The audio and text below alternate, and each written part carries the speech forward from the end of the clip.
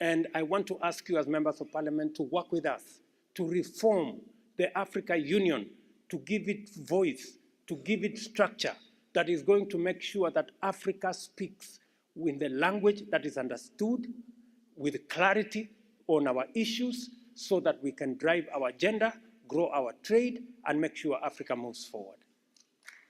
I think we have a 0.2% tax that is supposed to be levied in our countries. We want to ask every country to live up to that commitment so that we can support the Africa Union.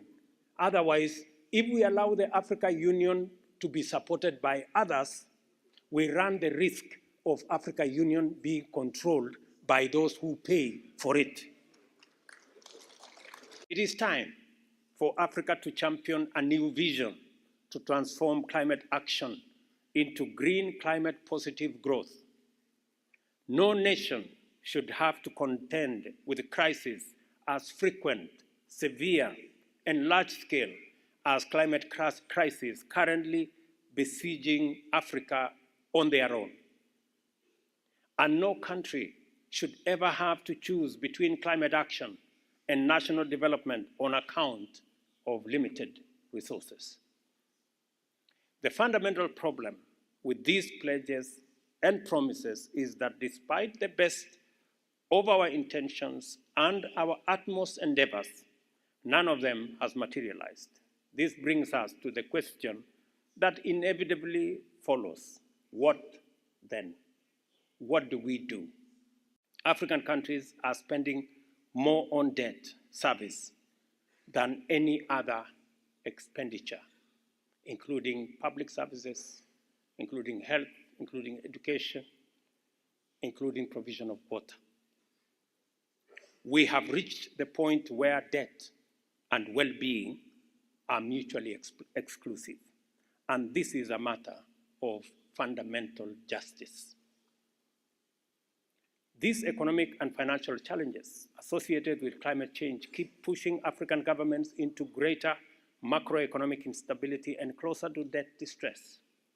Low and middle income countries are now contending with the conditional fiscal burden of trying to recover from increasingly frequent and high-cost climate crises.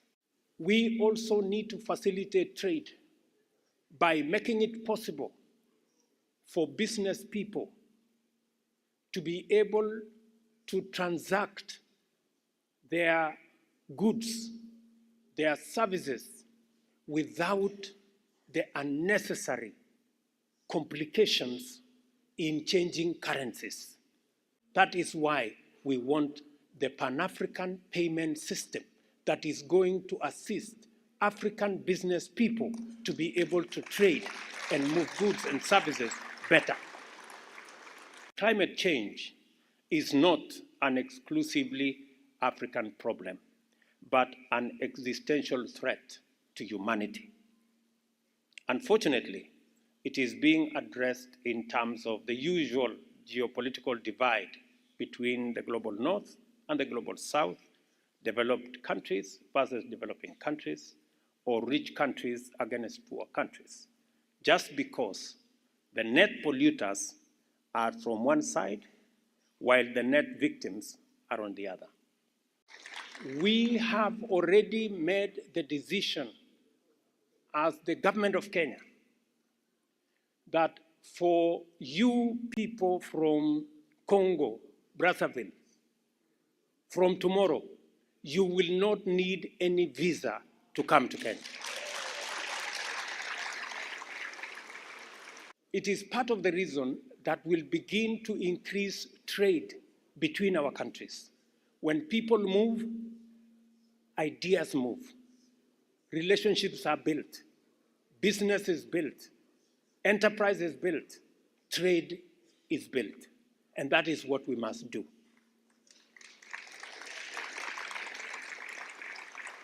Your policymakers, I really want to persuade you.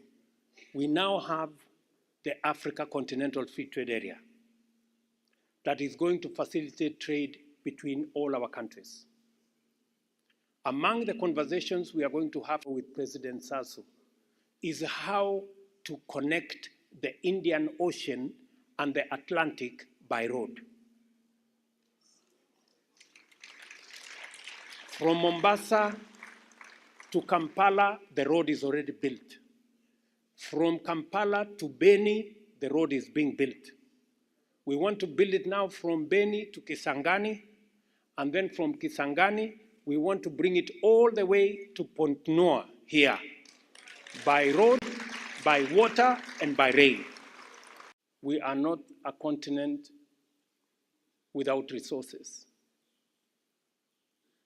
The narrative has always been built that we are the poorest continent. We are not. We have assets. I have enlisted our assets.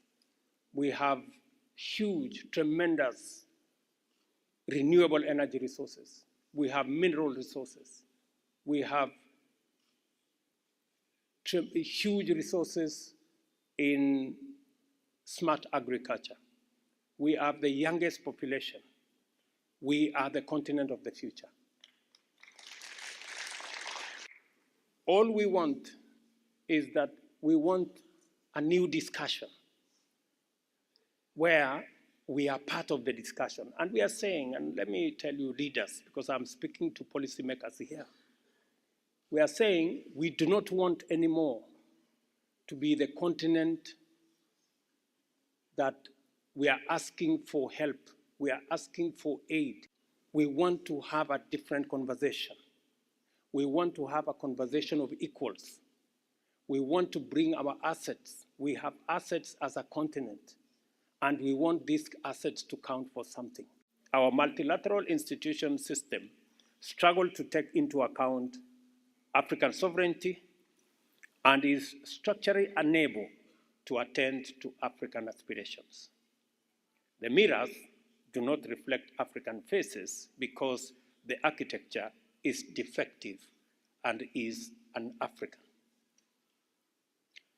I am not making the argument that Africa should despair and abandon all engagement in international affairs. I am not advocating that as regards global solidarity and collective action, Africa has the option to give up. No. On the contrary, I am arguing that as a continent, we have a historic opportunity to define a clear position, project a strong voice, and deliver a bold new message to the world. We are making an offer to the world that we do not want anymore to be in the victim corner. We want to be in the table of discussion on arriving at a solution to the challenge that we face collectively. Africa's position and offer is that we are able and we are willing to do our part in full and to commit our assets, including mineral resources, energy resources, agricultural capacity, and natural capital to promote the global decarbonization agenda. Africa is the young, clean, green continent of the future.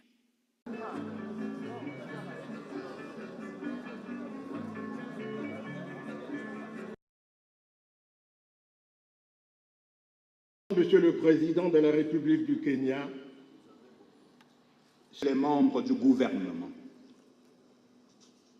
C'est à la délégation qui vous accompagne. Il y a 5 ans, jour pour jour, en 2018, mort pour l'indépendance de votre pays. Mes invités, chers amis, Messieurs les chefs des missions diplomatiques et représentants des organisations internationales, retiendra pour longtemps. Congrès. Ainsi est circonscrit. Distingués invités, du Parlement réunis en congrès en application du 30 juin 2023. Assemblée nationale, président du Parlement réuni en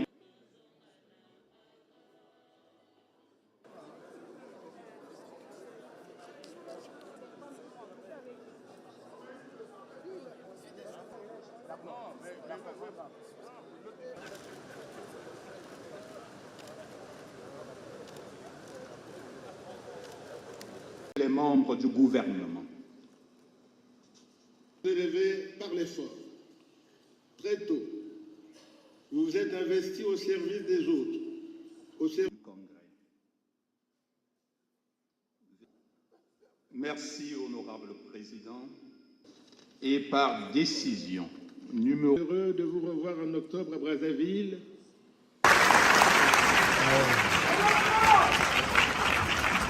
Thank you.